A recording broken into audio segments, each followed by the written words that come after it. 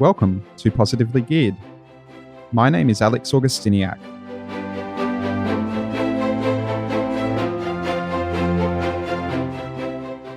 In this series of podcasts, we discuss how to successfully build a property portfolio and to achieve your financial freedom.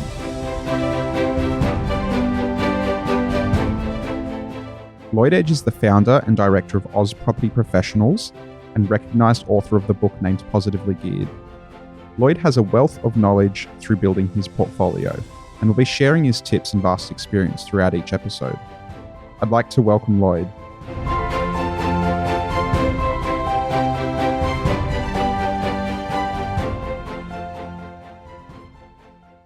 Hi, Lloyd. Alex, how are you going? Good. How are you? Yeah, really well, thanks. Very good. I think a lot of people today are really looking forward to learning your story. Who is Lloyd Edge? Yeah, absolutely. Yeah, well, I'm certainly not someone who was born with a silver spoon in my mouth and been, investing in property the whole time or anything like that. Going back even to my childhood, I actually came from the country. I was born in Orange and lived on a farm. That was fantastic. And my parents there never even believed in investing or anything. Yeah.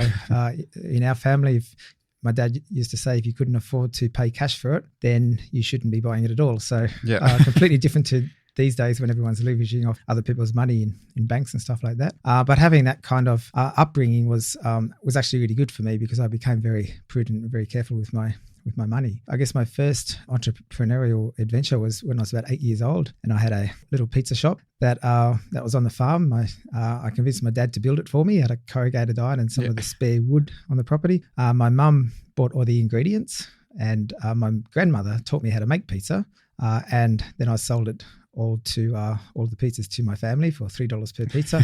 So it didn't cost me anything, 100% profit. Yeah. So I think that was sort of a bit of a start to my business adventures at the time. Like all great entrepreneurs, you've started from a very young age. Oh, absolutely. Yeah. I didn't think so at the time. And then I think there was a big hailstorm that actually blew the Pizza Hut down at some stage. So at that time, I had no real interest in property at the time, other than the fact that economics was actually my best subject at school. Sure. And it was my favorite subject. Yeah.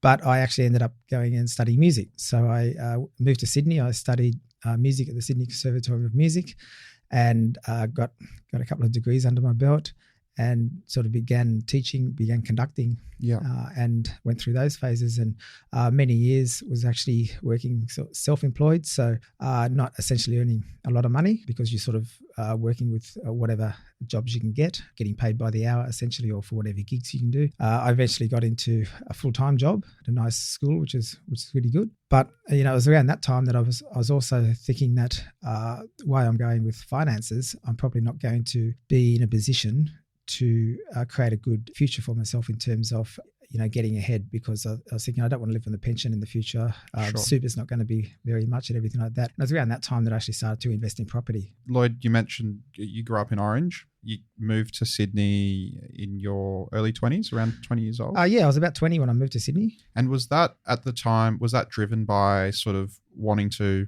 I suppose, get into the big city and make something of yourself? Or was it more driven by the music side of things at that time? Well, being a country person, I certainly didn't have any passion to move to Sydney at the time, or to any other city. It was driven by the fact that as a musician, I needed to study music at university in Sydney. So that's essentially what drove me to do that. I did become a city person, which I love. But I was living in lots of rental properties in some of those inner suburbs that have changed a lot over the years. But when I first came to Sydney, and I was living in places like Redfern and Alexandria and in times when it was a lot different. This is pre-Sydney 2000 Olympics, so it was very much a different time. But I was very much driven by the fact that I kind of had to move to Sydney at the time. I had no money really. I was on ASKI, Central Link Benefits at the time, which is means tested because our family didn't have a lot of money. I remember at the time, after I paid for enough fuel for my petrol guzzling 1979 Ford Falcon that I was driving at the time, and a bit of rent and all that kind of stuff, that I remember that I was eating 30-cent ice cream cones at McDonald's that was quite often my lunch, because I couldn't afford to eat much more and things like that. So those are the times that I had during uni. Even these days, I've got friends that remind me of those days when I couldn't even afford to buy a proper meal when I was at uni.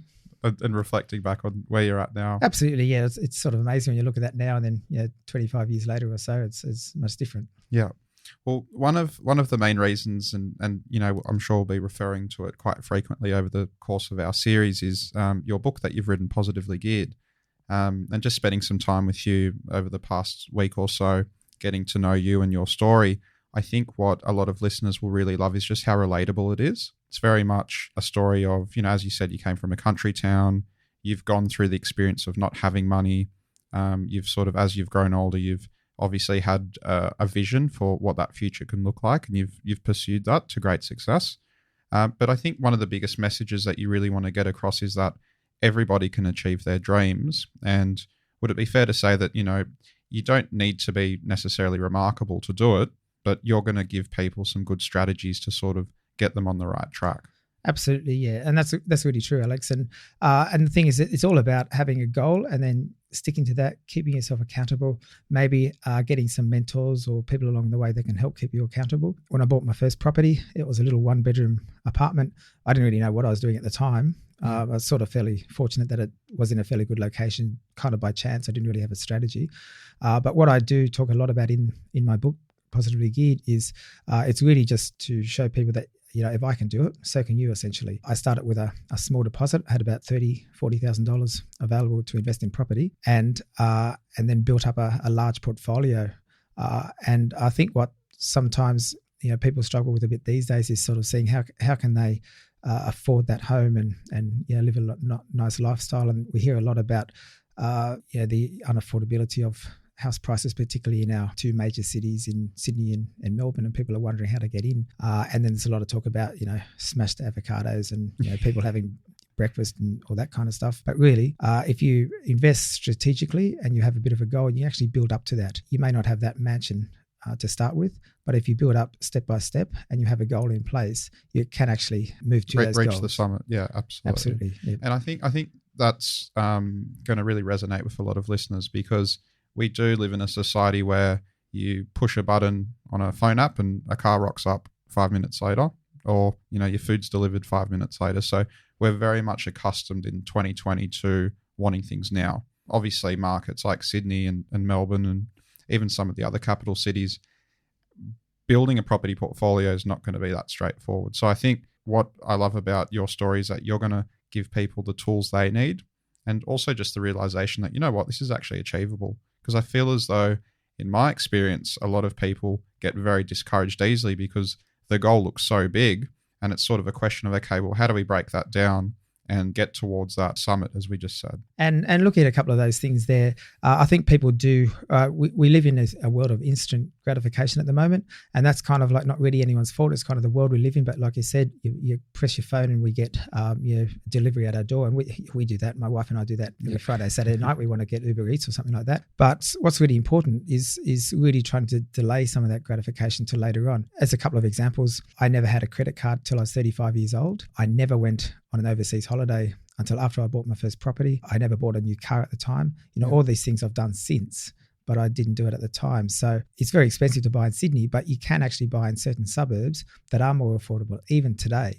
And that might mean living a long way away. And I used to live 50 k's out in some of the southwestern suburbs, and I'd be working over in a school in Bondi, and it's a long commute. It was a long commute. I mean, sometimes it was 2.5-3 hours in the car. Sometimes I'd be on the motorbike. I was riding a motorbike at the time, and illegally going up the side or something like that. It'd take me about 45 minutes. But I did what I did because I had a goal in mind. I thought, well, what I can afford is this particular property. I was putting the gratifications on hold, knowing that I would be able to achieve these things later on. And that's something that I really think is really important for people these days, is that you can actually get ahead, but you've actually got to think about that long-term goal that you really want, rather than just thinking, it's all too hard and we won't have to do it. Absolutely. And I think, because we're obviously going to cover off over the course of this series on a lot of, we're going to really break down every different chapter, and we're going to look at some of the chapters in the book. And you've got some great content there, which you've sort of just touched on. Let's take it back to when you were growing up.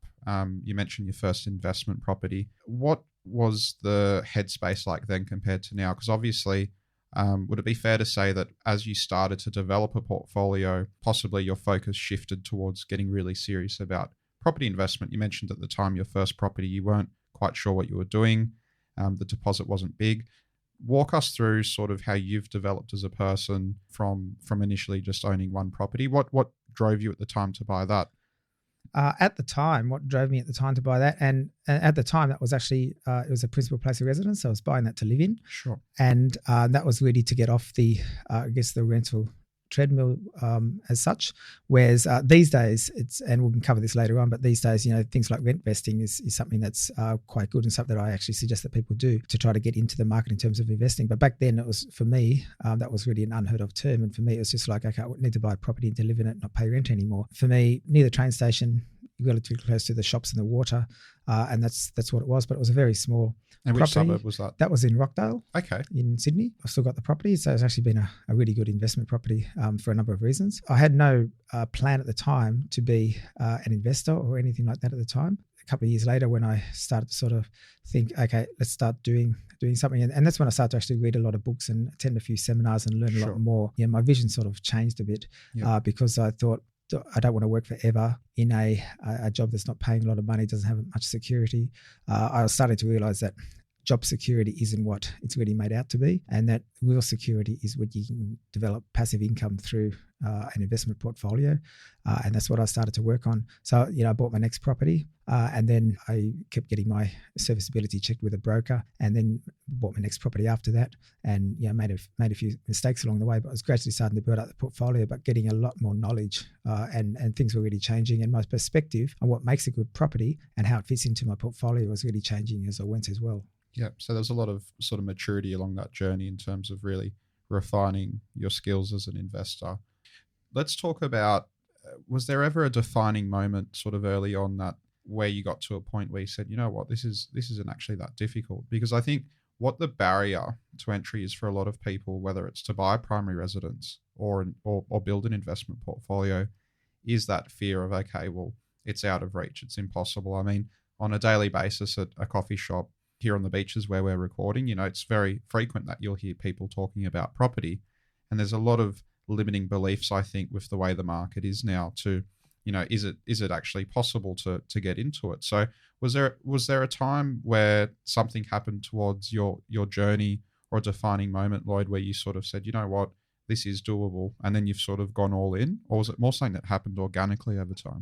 A little bit of both. There was a real defining moment when I actually started developing property, and we'll discuss that a little bit later on because that was a real aha moment. But in terms of how my portfolio was going, the defining moments really happened probably when I got to about my third property, and that's when I had a couple of properties that are negatively geared, and then I bought a cash flow positive property, and in hindsight, that turned out not to be the best investment, but at the time it allowed me to keep investing because what I was learning about was how the banks assess you, and I was on a single income. I was on a fairly low teacher salary at the time, and building my portfolio up meant that I couldn't do negatively geared properties. I need to have some cash flow positive properties. So I bought a property for $260,000 and it was returning $800 a week in rent. That was a bit of a defining moment for me at that time. I realized I could keep going and build up a portfolio, although I was just on a single income. And I discussed that in the book, and how that's possible to still do these days, that you don't need multiple income streams, or even if you're single on your low income, you can actually do things like that. But getting back to what you were saying about the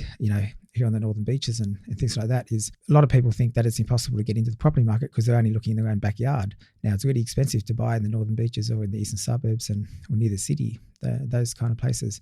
None of my first properties were. My first property was in Rockdale's not a bad location, but it was a little 1-bedroom unit. Then I bought out of Ingleburn, which is out near Campbelltown, so a long way out. And then I bought in sort of central Queensland. And while these aren't necessarily premier locations, that was helping me build up a portfolio that now has allowed me to actually achieve lifestyle goals and they were affordable properties with good cash flow. And that's what's really important. And that's what people need to look at. That it's not just about thinking, I can't afford Sydney property prices because the median is over $1 million. It wasn't about that. You don't need to get in and spend $1 million on a property. There are ways around that. Absolutely. And if we can really sort of put the magnifying glass on the second and third property purchase, so Ingleburn and was it South Queensland? It was central Queensland in a town called Blackwater. Okay, excellent. So what sort of attracted you to those locations beyond, obviously, as you mentioned, you identified that, you weren't going to just be looking in the inner city. You needed to look further afield. Was there anything that led you to those locations, or was it purely driven by the prospective yield? At the time, my second property in Ingleburn, it was really price driven. Yeah. Because again, I was a single, and I keep referring to this, I was on a single income, so I did have budget constraints. But where I could buy a 3-bedroom villa, and it was only 260,000, and a little bit of research indicated that market was actually quite a high growth market that also had very low vacancy rates, and Ingleburn has actually proved to have some of the lowest vacancy rates in the country. So I actually moved into that property, and then after a couple of years I actually moved out and used that as an investment, and it continued to be a good investment until I sold it. Selling it was actually one of my biggest mistakes, actually. And then the third property I bought, which is in Blackwater, that's an interesting story because I actually used a buyer's agent to assist in buying that property. And I gave him the brief of what I wanted, which was basically buy a cash flow positive property. However, what he should have really done for me is actually educated me on the best places to buy and what should and shouldn't work in a portfolio. And he presented me this property which looked very appealing, and from a cash flow perspective it was really good, and it was getting about 25% growth. It was really good at the time for my portfolio. It was quite exciting. What I didn't foresee, because I wasn't educated at the time, was that the mining sector, and that the town relied on just one industry, and a few years later the mining sector collapsed. So prices plummeted. There's a few sad stories around that. Yeah. I know of a few people that owned up to 10 properties in some of those regional towns, in Queensland and also Western Australia. Fortunately, I only took that gamble once. Yeah. I've still got that property, but it's gone from that really good cash flow property to be a negatively geared property. So it's absorbed within my portfolio. But that was a bit of a mistake that I learnt in hindsight, really from self-education, because and that's one of the things I do these days when I'm helping clients, is to really educate them about what makes a good investment, and to make sure that you're buying in areas that have many industries and many pillars of economic growth. So if one industry collapses, the whole town doesn't fold. Absolutely. And that was part of the learning experience. Yeah. Through that. And I think just listening to your story, probably the most value that you're going to give to a lot of people listening today is that experience, because it's probably safe to say you've learned a lot more from the stuff ups than the ones that have gone well. You learn your most from the ones that don't go so well, because that's what you really learn from them. And the ones that do go well, that's all well and good, and that's what you plan for. But it's the ones that don't go well that you really learn from. I've learned obviously from my own portfolio, but also when I'm helping and advising others, I know what's going to work and what's not going to work. So people come to me and say, "Oh, I found this property. I'm really excited about it. We talk about 12% yields." And then I can say, "Oh yeah, where is it?" And they say, "Oh, it's in Whoop Whoop, North Whoop Whoop actually." And it's just like, I don't think North Whoop Whoop's going to be giving you much growth over the next few years. So be careful of that. And, exactly. Things like that. The importance of helping people realize that are listening today that you can achieve your dreams, and you can achieve your property dreams. What did your dream look like to you? And obviously, it's evolved over time, from being a music teacher to sort of making your first investment in Rockdale, to sort of then going on to build a great portfolio. And obviously today you advise a lot of clients working as a buyer's agent predominantly, but you've also got quite vast experience across, all investment, development. We'll talk about in later episodes about building the right team of people around you. Most people listening to this podcast probably have aspirations to buy property or to own multiple properties. Lloyd, walk us through, what did that dream look like to you initially, and how did it evolve? If we can just get more on a personal level with you, I guess the question that a lot of people want to know is, what does investing in all that property do? What did it do for you as a person? Yeah, absolutely. So, look, initially, I didn't have any investing aspirations, and I was 28 before I bought my first property. A lot of people are starting younger than that, which is fantastic. But if you are older than that, it's certainly never too late to start. But when I was working as a musician and a music teacher, I was very much working for the money. And as I evolved, I realized that working for money is never really going to make you wealthy and help you achieve your dreams. You really should have your money working for you. That's something that has evolved over time. When I started investing, my dreams were to try to look after myself financially. I knew that one day I would have a family. I was a bit of a late starter by the time I met my wife Renee, and we got hitched and everything. But I knew that I wanted to set myself up before I got married and stuff like that. But my goals at the time were really pretty simple, which was just to be financially stable, not have to rely on the pension or super and things like that, and have an investment portfolio that I know I could rely on if anything happened to my job, which is why having a positive cash flow property is really important rather than negative cash flow, because they're the kind of properties that keep you in a job. Over time, though, things evolved a bit, particularly because I was teaching in schools in the lower North Shore and the eastern suburbs, and I was working in a lot of very wealthy places, and I was seeing, I had a lot of students and their families that they all had boats, they all had massive houses, they were all driving multiple expensive cars. And I used to think, how do these people afford these sort of things and everything like that? So that's what really got things going a bit for me, that I thought, well, I can't just do, one or two properties and expect to be there. I just thought, one of my dreams has got to be really settle down on a dream house one day, not just by a PPOR that you can call your dream house, but actually really decide what I actually want. And for me, which is something that I always ask clients about is, what are your actual dreams? Where do you want to be? And is having a dream house part of that? Because for me, it became, I'd like to have a house on the water. That was just part of the dream for me. And I worked hard for that. And that meant using other strategies other than just buying and holding property, because they're very slow ways. So things evolved over time. And I realized that you can't sort of work a 9-to-5 job and expect to be wealthy. So my dream sort of changed at time. My whole concept towards how money works and financial freedom and everything really changed over that time. So Lloyd, we've had some great insights into your upbringing. We've discussed how you were, a country boy moving from Orange to Sydney, obviously getting into music. You did a diploma at the Conservatorium of Music. Because I think a lot of listeners today will be very keen to just really get to know you as well as possible. Music was always a passion. So I started playing in the local band in Orange when I was about 9, and also in the local school band. So it was very much a passion. Throughout high school, I was very passionate about that, and did a lot of competitions. And I played the euphonium during high school, and later on took up the trombone. Very good. So basically went to the Conservatorium on the trombone. It was very much a passion of mine, and it was really the only thing I thought about doing. So although, as I said before, economics was really my best subject at school, I never really thought about doing anything numbers based at the time. So I just wanted to go and study music.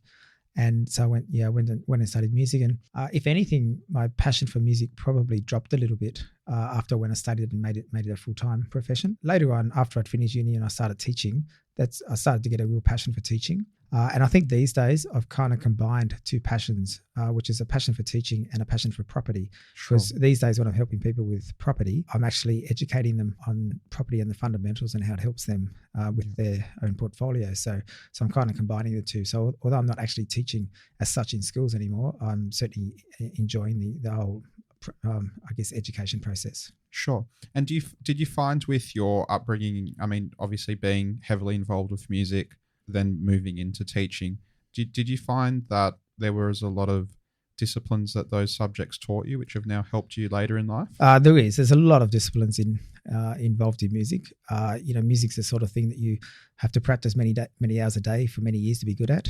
When you're playing in a band, you have to learn certain disciplines in terms of how to play in an ensemble, how to watch a conductor, how to sit there and be patient for hours while it's not your turn to play, and all those sort of things that kids in bands generally get very, very bored of, but you kind of learn that as you get older. I think those kind of disciplines really help you across everything. And there's a lot of studies out there that actually show that people who do or kids who do learn music actually end up excelling in many areas of life because they're disciplines they've learnt through music. Music and sport. It's not just music, but there's certainly a lot of disciplines there that do help you in throughout life.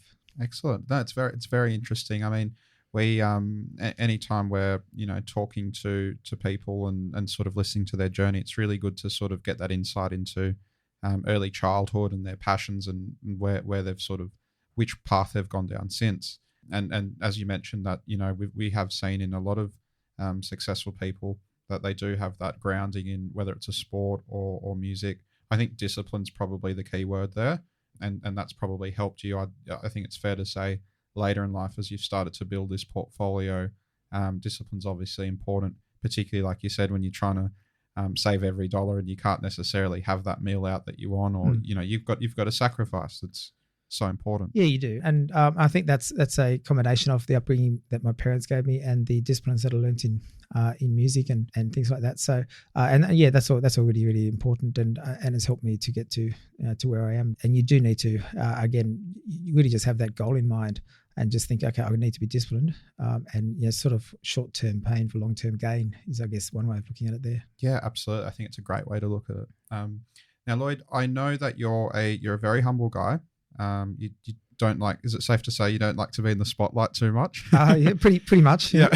And I think everybody listening can tell that you're very humble, very easygoing, very approachable, which is great. I think it is important though for people to know, looking at your journey from when you started to today, give us a quick walkthrough and what does that portfolio look like today? Would you say that you're at the height of your powers today in terms of the portfolio itself?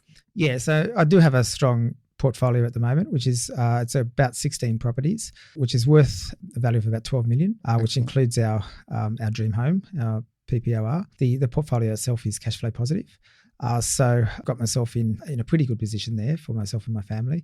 So I run a business, as you know, but I don't draw a salary from the business. So I still have, it's actually the rent from my investment properties that fund my day-to-day living expenses. So that's how that's been set up. But that I guess the point is that all started from a one-bedroom apartment that I bought in about 2003. And so within 17 years' time, you've really been able to, it's almost a property a year. Well, yeah, and I have sold a couple along the way because it's all strategic. Because like everybody, we all get to that point where the banks won't lend us any more money and things, and then I've got to think, okay, what can I do? Well, I can sell this unit here, I can sell that property there, and things like that, and to be able to move forward. So the numbers of properties I have fluctuates depending, but it's also not about numbers. It's also about the value and what the properties can do for you and everything like that, because there's no point having 50, 100, 200 properties that some people say they do when if they're not in the best locations, they're not doing much for you. So they've got to be properties that are actually performing well in your portfolio as well. And I think the fact that you mentioned they're all cash flow positive is a big win, because typically, we do hear of a lot of investors that have amassed, these big portfolios, but as you said, they're possibly not necessarily in, high growth locations, or the maturity for them to see a tangible benefit on those properties could be a very long time. And then, it's opportunity cost. There's so many different variables at play, which we'll, be covering off on across our series. Obviously, everybody listening to this podcast, Lloyd, is going to have their version of success. They're going to have their version of what investing in property is going to allow them to do. Just give us an insight on the topic of you today as what's it allow you to do right now? What does your life look like right now? So for me, family is obviously very important. So we've actually got a new son. He's 10 months old. Congratulations. Thank you. But what that does mean that, when Renee was pregnant, I was able to actually attend all the doctor's appointments and things like that without having to ask her boss for time off. Be present. And stuff like that. Be present, yeah. It's allowed me some time to write my book, in between. I can schedule my appointments and my business stuff around other stuff that I've got to do. One of the big things that I plan to do with the business is actually be able to sort of donate to a greater cause. So when my wife and I went to Africa and Nepal, and we saw sort of the way kids were living in the third world, and we'd love to be able to go over there and help, and maybe help with some kind of education or build houses or something like that. Having a portfolio and things like that sort of allows us the opportunities to be able to take time off and do things like that in the future, to be able to help people. Sure. And there's a number of charities at the moment that I donate to and things like that. It's also allowed me to get that dream home, which we only bought 2018, so a couple of years ago. We finally got to that dream home we wanted. So good time to buy, depending where it is. Absolutely. Yeah. So it's allowed that, and it's basically allowed some freedom. And that's what it's really done, and that's really what it's about. And lifestyle choices and financial freedom mean different things to different people. Yeah. So everyone's going to have their own idea of what they're looking for, and you just need to sort of think of what that is, and then sort of put a plan in place, and then go and try to achieve it. Because I know that everybody deserves to be able to go and achieve those dreams, and they've just got to try to stick to the plan they've got. Excellent. Well, I think that's very true. And once again, the word freedom is, I think, a word that we're going to keep referring to over the course of the series. It's really just giving all the listeners today the tools they need to succeed and live, I guess, their best version of their life. And obviously for everybody, they're gonna have their own definition of that. Tell me about once you got to your first 5 properties, and you'd obviously by that point in time were probably a little bit more experienced with what you were doing. Did anything necessarily shift or evolve in terms of your approach? Yeah, it did actually. See, at first I didn't really feel I was getting anywhere. I was having properties, many of them were negatively geared, but they weren't getting much growth because, again, I didn't have much strategy to start with. So I'd always also bought at the wrong time. So I bought after the boom of the 2000 Olympics. So I was sort of buying when the market was declining. Yeah. So I wasn't getting much growth and all that kind of stuff. And I think it was about my 5th property where I decided to do a duplex development.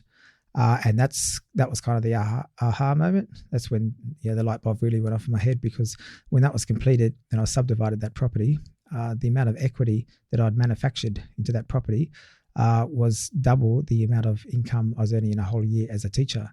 Yeah. And all of a sudden I thought, I'm onto something here. Yeah. and that's really what started to really help me to get towards my goals and being able to repeat that process and keep moving. Sure.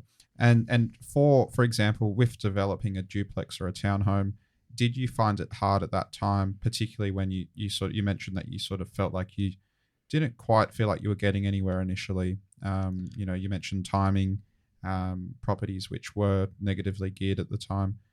Was it a hard decision to sort of, approach the banks or lenders to raise the capital to go through a development like that? What were your sort of fears and concerns at the time? I remember doing my first duplex development. I'd already had a few loans, so pretty much maxed me out by the time I sort of got the approval through for the land and the construction. And then I was also worried about whether I was going to, get the equity that I wanted to get on it and all that sort of thing. Fortunately, I did get good equity and the cash flow, the very good rent, I think it was, around about 7% yield. And that helped free up a bit of borrowing power. And the banks were then happy to actually lend for future investment, so it allowed me to keep going as well at the time. But I was also nervous about how to the DA process through council and talking to builders and things like that. And I seeked a bit of advice from some people that I knew had done it and stuff like that. But it was certainly something different. But you do need to get out of your comfort zone and do something a little bit different to be able to reap the rewards. Although I sort of was going it alone, I also learned a lot through that experience. I bet there were a few nights tossing and turning when you were sort of pre-construction or...